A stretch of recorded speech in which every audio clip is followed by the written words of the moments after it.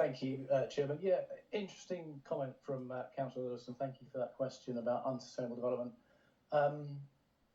It's a difficult situation because I understand Councillor Woodall's point about sustainability, Councillor Ashcroft's as well, and really the committee in total. But putting this into context, as Councillor Lewison has mentioned, we had the Gladman appeal last year, which was allowed, as we all know, and that was 1.8 metres to the shops and services uphill, which that inspector considered to be appropriate at a reasonable walking distance to get to those shops and services.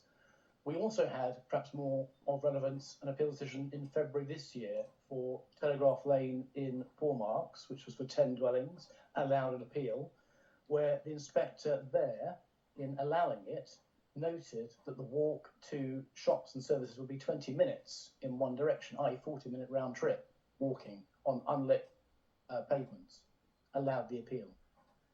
This application before you is really no different from that. It's no worse than that if they're closer to shops and services than Telegraph Lane is.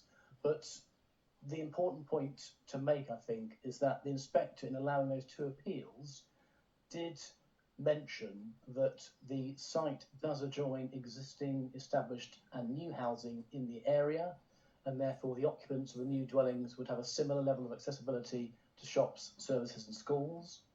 Similarly, the reliance on car usage will be comparable with those adjoining the site. So I think those reasons are particularly pertinent to this application here. Thank you, Chairman.